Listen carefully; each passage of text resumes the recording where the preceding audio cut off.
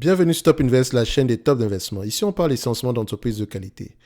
Avons-nous une opportunité d'investissement sur Equasens? C'est la question à laquelle on va essayer de répondre en se basant sur les états financiers de la compagnie.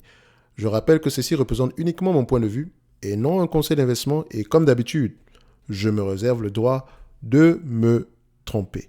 Alors, c'est une compagnie qu'on aime bien. On en a parlé plusieurs fois ici du point de vue quantitatif. C'est assez intéressant à aller regarder. On va refaire un tour d'horizon ici parce que ça fait à peu près plus de 3 mois qu'on n'a pas parlé de cette compagnie. OK? Donc, première chose qu'on regarde, stabilité ou croissance des revenus. Ici, on a une croissance des revenus. Est-ce que c'est une croissance par acquisition de manière organique? Il faut toujours aller vérifier. OK?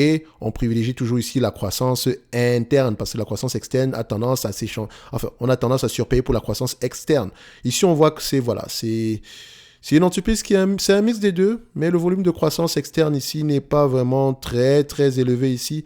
Si on prend à peu près, si on cumule à peu près les sommes dépensées ici pour la croissance externe, on a à peu près quand même 100 millions par rapport aux revenus qu'elle en date d'aujourd'hui. 100 millions depuis à peu près, si on prend les 10 dernières années, on a à peu près 91 millions, alors qu'on a un revenu actuel de 223 millions. Donc, ça peut quand même avoir eu un impact. Donc, il faut toujours aller vérifier en profondeur quel est le mix ici organique ou bien externe, ok? Et toujours aller vérifier en termes de croissance organique ici, taille du marché, etc. Bref, vous connaissez la chanson, parce que la croissance c'est bien, mais si on ne sait pas pourquoi est-ce qu'il y a de la croissance, ça ne sert strictement à rien du tout, ok? Maintenant, revenus, les marges brutes sont-elles stables, croissantes ou décroissantes? On a une augmentation des marges brutes sur les 10 dernières années, plutôt une stabilité également depuis à peu près 2022, non, ça c'est correct. Bon, c'est pas énorme non plus, mais voilà, on se maintient déjà à des niveaux assez élevés. C'est déjà bien. Marge EBITDA, est-ce que ça va dans le même sens? On constate que les marges EBITDA sont en chute libre. Alors, si marge brute stable, marge EBITDA décroissante, ça veut dire ici que dépenses opérationnelles augmentent. OK? Operating expense. Donc, on a sans doute un EBIT ici en termes de volume qui va avoir tendance à diminuer.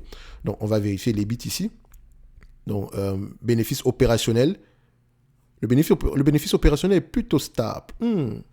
Pourquoi donc l'EBITDA a tendance ici à être impacté négativement? Parce que EBITDA, en fait, quand on compare les deux, on a même quelque chose d'assez similaire sur les derniers mois. Donc, je pense ici, il y a peut-être quelque chose à aller regarder du point de vue rapport financier. Il y a peut-être une erreur quelque part, ou bien ce sont ces données ici qui ne sont pas correctes. Mais voilà, c'est quand même à aller vérifier. Mais il ne me semble pas que ce soit quand même quelque chose d'assez alarmant. D'accord? Donc, on sait ici que, selon Coifin, et comme je dis toujours, les agrégateurs, il faut faire attention. La vraie information se trouve dans les rapports financiers. Ces éléments-ci, ces plateformes à la Zone Bourse, à la Coifin, à Yahoo Finance, c'est juste pour gagner du temps. Parce que si on devait aller sortir tous les rapports financiers année après année, juste pour voir l'augmentation, la diminution, ça allait prendre énormément de temps. D'accord? Donc, quand on voit ce genre d'éléments-là, il faut toujours recoller les morceaux. Or, quand je constate ici que EBIT reste au même niveau et que EBITDA est en pleine diminution, il y a un problème quelque part. OK? Donc, ce n'est pas au niveau de la partie opérationnelle, ça se passe ici entre l'EBIT et le bénéfice net. Or, entre-temps, ici, l'EBITDA ici ne prend pas en considération les éléments exceptionnels. En tout cas, il faut toujours aller vérifier ici. Parce que l'EBITDA ne prend pas en considération, par exemple, une charge opérationnelle, une charge ici non financière, par exemple, ici, si on déprécie le goodwill ou ce genre de choses-là, ça ne va pas avoir un impact sur l'EBITDA. OK? Parce que l'EBITDA, c'est earning, c'est l'EBIT plus la dépréciation amortissement. D'accord? Donc, si l'EBIT est égal à... si l'EBIT, c'est à peu près du 25%, EBITDA sera de 25% plus quelque chose. OK, plus D et A, donc dépréciation amortissement. Or, si EBIT, donc bénéfice opérationnel égale 26%, l'EBITDA sera obligatoirement supérieur à 26%. Parce que l'EBITDA, c'est l'EBIT plus le DA. Le DA ici, c'est la dépréciation amortissement. Or, la dépréciation amortissement doit être au moins supérieure à 0 ici. Donc, si on a quelque chose de négatif, ça veut dire qu'il y a un problème au niveau des data. Aussi simple que ça. Donc, vous pouvez tirer ce genre de conclusion-là. Donc, on va quand même continuer l'analyse ici en regardant le revenu, le bénéfice net qui est croissant en termes de volume et le free cash flow. Toujours vérifier si les deux vont dans le même sens. On voit ici que les deux parlent le même langage, même chanson. C'est une bonne chose. Donc, vous remarquez, est-ce que les marges de bénéfice net sont stables? Les marges de bénéfices nets ici sont plutôt croissantes à 21%. Donc, ce qui nous permet encore de dire qu'au niveau de l'EBITDA ici, il y a un problème au niveau du calcul. D'accord? Je ne pense pas que l'EBITDA soit décroissant. OK? Mais néanmoins, parce qu'on a des bénéfices nets ici de 21% et les bénéfices nets augmentent année après année. J'aime ça. Quand on a des bénéfices nets qui augmentent, c'est magnifique. OK? Donc, en termes d'évaluation, le marché paye généralement combien ici pour ce genre d'entreprise? Alors, je vais aller regarder ça ici. Price to earning. 12 derniers mois, je pense qu'on sera entre 20 et 25 fois les bénéfices, vu la croissance, vu les marges. OK?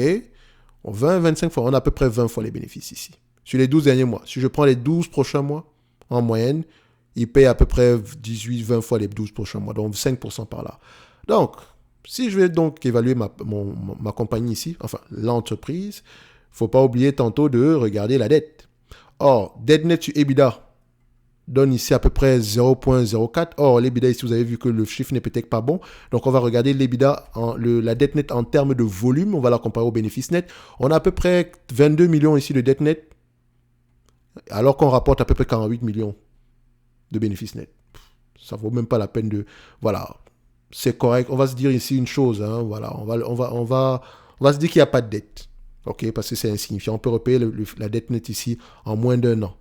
OK, en 6 mois même, avec la moitié de ce qu'on gagne, en tout cas. Alors, en termes d'évaluation, qu'est-ce que ça donne? Donc, n'oubliez pas, en lien dans la description de la vidéo, jusqu'au 10 du mois de novembre, au niveau de la Top Newsletter ici, donc vous avez le lien Top Newsletter, vous allez voir ici, vous allez tomber sur la page principale ici qu'on appelle Top Premium, la page de Top Invest, d'accord? Donc ici, on parle du Top Premium Plus, OK? Les soldes ici se terminent le 10 du mois de novembre. Donc, ça dit que ça inclut 14 formations thématiques, une quarantaine de checklists ici. D'accord? Dépendamment des secteurs, des industries ici, il y a des questions spécifiques à poser. Donc, également ici, vous avez les formations, la liste et les formations thématiques, dont celle des rates qui est disponible. Donc, si vous voulez apprendre à analyser les rates, tout ceci coûte à ce prix-ci pour une année. OK, donc n'oubliez pas, on a à peu près 3 formations qui sont disponibles ici et chacune va venir avec une masterclass. OK, donc c'est bien de regarder la formation, etc. Mais c'est également mieux de l'appliquer. Ça ne sert à rien de faire des formations si vous n'appliquez rien du tout. OK, donc vous avez également 2 notes d'analyse ici sur des entreprises qui, moi, me semblent sous-évaluées. De toutes les façons, je vous ai mis à peu près cette vidéo aussi qui explique ça. D'accord? Donc, c'est la même chose. Ne regardez pas la page. En fait, ça reste la même chose. Ne cherchez pas cette page-ci de Gumroad. C'est l'essentiel, c'est le discours que nous avons tenu à l'intérieur. OK? On revient sur une autre vidéo ici. On est là pour analyser du EquaSense. Ici, on va aller vérifier ça rapidement. EquaSense. Alors, qu'est-ce que ça donne du point de vue quantitatif? 20 fois les bénéfices, c'est le max qu'on paye. Maintenant, prenons un exemple simple. Est-ce que c'est un business assez prévisible? Les analystes ont tendance à faire de bonnes prévisions, 100% ici. Donc, on peut le voir également ici. C'est pour ça peut-être que j'aime bien Fastgraph. Je peux voir à peu près l'estimation des analystes. Est-ce qu'ils ont tendance à faire de bonnes estimations en termes de bénéfices nets ici? S'ils ont tendance à se tromper, il faut faire attention à l'estimation. S'ils ont tendance à avoir raison, peut-être qu'on pourrait faire confiance, peut-être également parce que c'est un business assez prévisible. Et on recherche vraiment des entreprises prévisibles. OK? Donc, l'origine des data ici est CFAS, S&P Global, FactSet, c'est du propre, c'est tout propre. D'accord? Très belles entreprises également. SPGI et FactSet, je pense que c'est FDS. Voilà, FactSet. Donc, 2 entreprises à mettre dans vos watchlists. Très important. Pricing power, voilà, indispensable dans le secteur ici financier, voilà. Donc, ici, on constate qu'elles ont tendance à avoir, les années ont tendance à faire de bonnes prévisions, avec plus ou moins une marge d'erreur de 20%. OK? Donc, si je dois payer cette compagnie, c'est en date d'aujourd'hui. Et comme on me dit à peu près qu'on me garantit, enfin, qu'il y a de grandes chances que les bénéfices attendus en 2025 se réalisent, 3,85 € par rapport au prix actuel, 70 €, mon rendement sur coût est peut-être de 5,5%. Bon, c'est correct. D'accord? Pour acheter cette compagnie-là à ce prix, il faut vraiment que la croissance soit très élevée au-delà de 2025. Donc, ce qui veut dire que si je vais l'acheter à ce prix en date d'aujourd'hui, c'est parce que je pense que le marché dans lequel elle exerce ici, on s'attend à une certaine croissance dans le futur. Il ne faut pas juste dire il faudrait aller vérifier. Qu'est-ce que le management dit? Quelle est la taille du marché? Quelle est la problématique à laquelle elle répond? Est-ce qu'elle peut augmenter les prix? D'accord? En termes d'évaluation, si je paye 20 fois les bénéfices, la dette, il n'y en a pas ici, d'accord? On va très légèrement, donc on va mettre ça à côté. Si je paye 20 fois les bénéfices, on sera à peu près aux alentours de 77 € par là. OK? Par rapport au prix actuel, c'est légèrement sous-évalué sans plus. Et ça prend déjà en considération ici les bénéfices nets de 2025. Si on prend les bénéfices nets ici de 2023, attendus, on a du 65 euros par là.